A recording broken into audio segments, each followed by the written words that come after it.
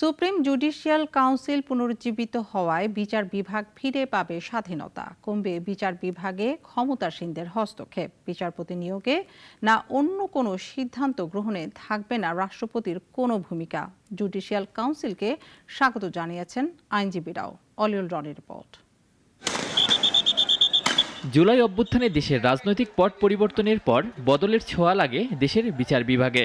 ফিরে আসে supreme judicial council, ফলে বিচারপতি অপসারণের ক্ষমতা হারায় জাতীয় সংসদ।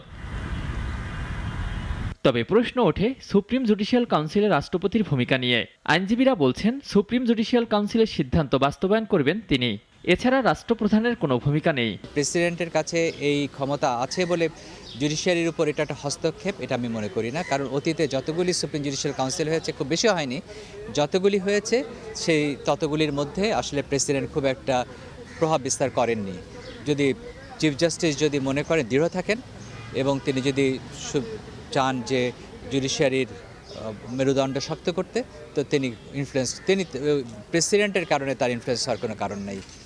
গত সরকার তাদের ক্ষমতাকে চিরস্থায়ী করার জন্য বিচার বিভাগকে ব্যবহার করতে বাদ দিয়েছিল এই কাউন্সিল, মন্তব্য করেন সিনিয়র আইনজীবী।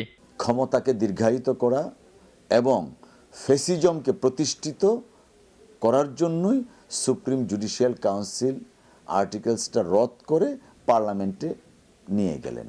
তারপর এটা চ্যালেঞ্জ হয় এবং চ্যালেঞ্জে মহামান্য অ্যাপিলেট ডিভিশন এটা বাতিল করে দেন। তবে সুপ্রিম কাউন্সিলের মাধ্যমে সুপ্রিম কোর্ট ফিরে পেয়েছে তার হারানো স্বাধীনতা বলেও জানান এই আইনজীবীরা। যে বিগত সরকারের সময় যে 16 অ্যামেন্ডমেন্ট হলো, সেটা কোনো আইনজীবী যাদের বিবেক আছে সেই আইনজীবী কেউ সেটাকে পছন্দ করেনি। আমরা সবসময় চেয়েছি বিচারপতিরা যেন নিয়োগও বিচারপতিদের হাতে হয় এবং অপসারণে বিচারপতিদের হাতে হয়। সুপ্রিম জুডিশিয়াল কাউন্সিল পুনরায় ফিরে আসায় বিচার বিভাগ রাজনৈতিক হস্তক্ষেপ থেকে বেরিয়ে আসবে বলেও মনে করেন আইনজীবীরা। ওয়ালিউল রনি, নাগরিক, ঢাকা।